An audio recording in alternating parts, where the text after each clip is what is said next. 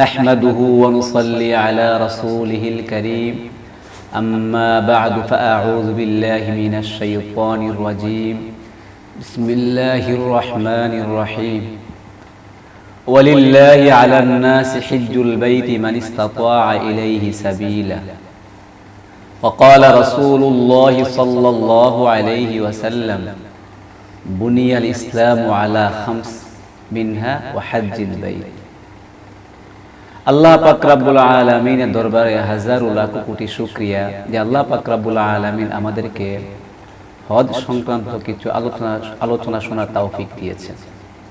প্রিয় মুসলিম ভাই বোনেরা, আজ আমি আপনাদের সামনে হজ সম্পর্কে, হজের ফজিলত সম্পর্কে কিছু আলোচনা করব। ওমা তৌফিক ইল্লা বিল্লাহ। আল্লাহ পাক রব্বুল আলামিন পবিত্র কুরআনুল কারীমের মধ্যে বলেন, ওয়ালিল্লাহি আলান নাস হিজ্জুল বাইত মান ইসতাতা ইলাইহি সাবিলা। যে ব্যক্তির সামর্থ্য আছে আল্লাহ পাক রব্বুল আলামিনের ঘরে যাওয়ার, তার জন্য হজ করা ফরজ আল্লাহ পাকের জন্য। রাসূল করিম সাল্লাল্লাহু আলাইহি ওয়াসাল্লামকে ব্যক্তি প্রশ্ন করলো, ইয়া রাসূলুল্লাহ মা ইউজিবুল হজ, কোন জিনিস হজকে ফরজ করে? কখন হজ করব? হজ করা কখন ফরজ? নবীজি বললেন, আযাদ ওয়ার রাহিলা। তোমার সাওয়ারির ব্যবস্থা আছে, তোমার খাবার দাবারের ব্যবস্থা আছে, ওইখানে থাকতে পারবা, খেতে পারবা, আসা যাওয়ার খরচ আছে, সামর্থ্য আছে, বাস তোমার হজ ফরজ। হজ করলে কি লাভ? আল্লাহ রাসূল সাল্লাল্লাহু আলাইহি ওয়াসাল্লাম বলেন, মান হাজ্জা লিল্লাহ ফালাম ইয়ারফুস ওয়ালাম ইয়াফসুক রাজাআ কায়াউমিন ওয়ালাদাতহু উম্মুহু। যে ব্যক্তি আল্লাহ পাক রব্বুল আলামিনের জন্য হজ করলো, ফালাম ইয়ারফুস ওয়ালাম ইয়াফসুক, সেখানে সে কোনো গুনাহের কাজ করলো না, মন্দ কাজ করলো না, ফাহিশা কাজ করলো না, ফিসক ফুজুরি করলো না, কোরআন সুন্নাহ মোতাবেক সে হজটা পালন করলো। নবী বলেন, কারাজা ইয়াউমিন ওয়ালাদাতহু উম্মুহু, সে এমন অবস্থায় ফিরল যেন তার মা তাকে আজ জন্ম দিয়েছে।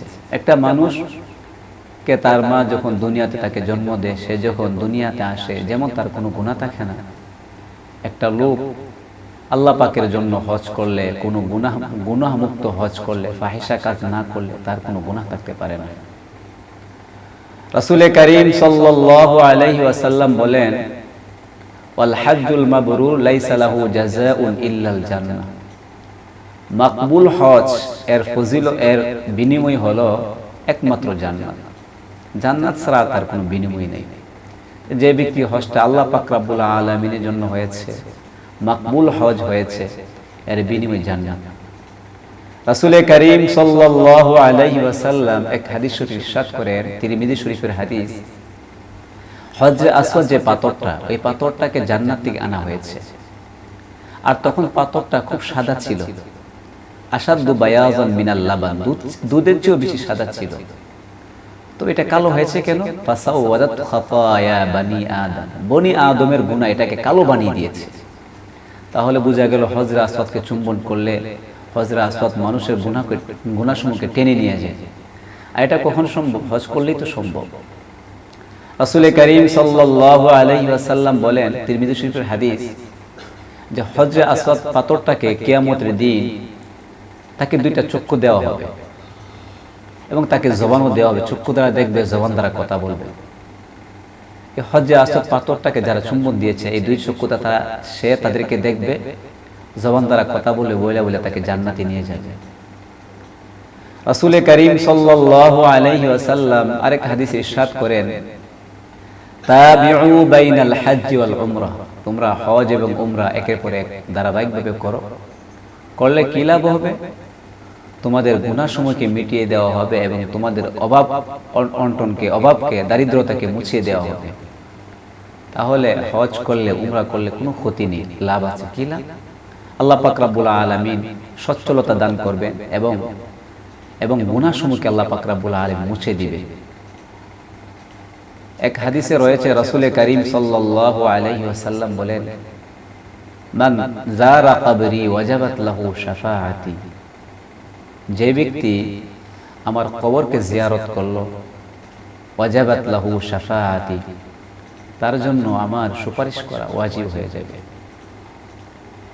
এক হাদিসে রয়েছে রাসূল করিম সাল্লাল্লাহু আলাইহি ওয়াসাল্লাম, রাসূল করিম সাল্লাল্লাহু আলাইহি ওয়াসাল্লামের কাছে এক মহিলা এসে বলল, তার বাচ্চাটাকে তুলে ধরে বলল, ইয়া রাসূলুল্লাহ, আমার এই বাচ্চার কি হজ আছে? রাসূল বলেন, নাম, তার হজ আছে, তবে ওয়ালা কি আজরু, সওয়াব বিনিময় তুমি পাইবা। রাসূল করিম সাল্লাল্লাহু আলাইহি ওয়াসাল্লাম বলেন, ইয়া আইয়ুহান নাস ইন্নাল্লাহ ক্বাদ ফারাদা আলাইকুমুল হজ ফাহুজ্জু, হে লোক সকল, আল্লাহ পাক রব্বুল আলামিন তোমাদের জন্য হজকে ফরজ করেছেন, অতএব তোমরা কি করো? তোমরা হজ করো। তবে একটা কথা আমাদের মনে রাখতে হবে, হজ জীবন একবার করাই বড় হজ ফরজ। রাসূল করিম সাল্লাল্লাহু আলাইহি ওয়াসাল্লাম বলেন, আল হজ ওয়াল উমরা কাফারাতুন লিমা বাইনাহুমা, হজ এবং উমরা এটা গুনাহসমূহের কাফারা হয়ে যায়, অর্থাৎ গুনাহসমূহকে মিটিয়ে দেয়। তাই আসুন আমরা হজ করি, উমরা করি। মানুষ বড় লোক হওয়ার জন্য, কোটিপতি হওয়ার জন্য, লাখপতি হওয়ার জন্য এক দেশ থেকে আরেক দেশে যায়, অথচ রাসূল যে বলেছেন হজ করলে, উমরা করলে অভাবকে দূর করে দেওয়া হয়, সচ্ছলতা আল্লাহ পাক রব্বুল আলামিন দান করে। এটারও বাস্তবতা মানুষ কমিয়ে দেখে, মানুষ এই উদ্দেশ্যে হজে কমিয়ে যায়। টাকার জন্য বড় লোক বিভিন্ন দেশে, দেশ বিদেশে যেতেছে। তারা যদি হাদিসকে বিশ্বাস করে বিভিন্ন দেশে কষ্ট করে না আগে হজ করে, অবশ্যই আল্লাহ পাক রব্বুল আলামিন তাদেরকে ধনী বানায় দিবেন, তাদেরকে বড় লোক বানায় দিবেন। তাই আমরা হজ করবো একমাত্র কার জন্য? আল্লাহ পাক রব্বুল আলামিনের জন্য। উমরা করবো কার জন্য? একমাত্র আল্লাহ পাক রব্বুল আলামিনের জন্য আমরা উমরা করব। হজ এবং উমরা করলে কোনো গুনাহ থাকতে পারে না। হজ এবং উমরা করলে আল্লাহ পাক রব্বুল আলামিন মানুষকে বড় লোক বানায় দেয়। আমরা বহু লোকের ইতিহাস আমরা শুনছি যে তারা হজ করার পূর্বে তারা গরিব ছিল, হজ করছে তারা বড় লোক হয়ে গেছে। যেমন একটা রেকর্ড এ পর্যন্ত শুনলাম না, কথা শুনলাম না যে হজ করার পরে সে গরিব হয়ে গেছে, এমন ইতিহাস আমরা কখনো শুনি নাই আর শুনবো না। কারণ রাসূলের হাদিস তো মিথ্যা হতে পারে না। রাসূল বলছেন হজ করো, গুনাহ মিটিয়ে দেওয়া হবে, হজ করো, উমরা করো, আল্লাহ পাক রব্বুল আলামিন তোমাদেরকে বড় লোক বানিয়ে দিবে। এক হাদিসে রয়েছে রাসূল করিম সাল্লাল্লাহু আলাইহি ওয়াসাল্লাম বলেন, যে ব্যক্তি হজ করার সামর্থ্য রয়েছে অতঃপর সে হজ করলো না, নবী বলেন লোকটা ইহুদি হয়ে মারা যাক, নাসরা হয়ে মারা যাক, খ্রিস্টান হয়ে মারা যাক, ইহুদি হয়ে মারা যাক, আমার কোন তাতে আসা যায় না। তাহলে যাদের হজ ফরজ হয়েছে অনতি বিলম্বে হজ করা আমাদের দরকার। কারণ কেউ আমরা জানি না কে কখন দুনিয়া থেকে চলে যায়। যদি দুনিয়া থেকে চলে গেলাম কিন্তু আমার হজ ছিল, ফরজ ছিল, হজ ছিল কিন্তু করতে পারি নাই, এ তো আমার তো একটা জিম্মাদারি রয়ে গেল। তাই হজ ফরজ হওয়ার পরে আমরা আর কি করব না, আমরা দেরি করব না, অনতি বিলম্বে আমরা হজ করে ফেলব। আল্লাহ পাক রব্বুল আলামিন আমাদের সকলকে হজ করার এবং উমরা করার তৌফিক দান করুন এবং হজের এবং উমরার বিনিময়ে আল্লাহ পাক রব্বুল আলামিন আমাদের গুনাহসমূহকে মিটিয়ে দেব এবং আল্লাহ পাক রব্বুল আলামিন আমাদেরকে সচ্ছলতা দান করুক। এই কামনা করে আমি আমার আজ বক্তব্য শেষ করলাম। ওয়া আখির দাওয়ানা আনিল হামদুলিল্লাহি রাব্বিল আলামিন।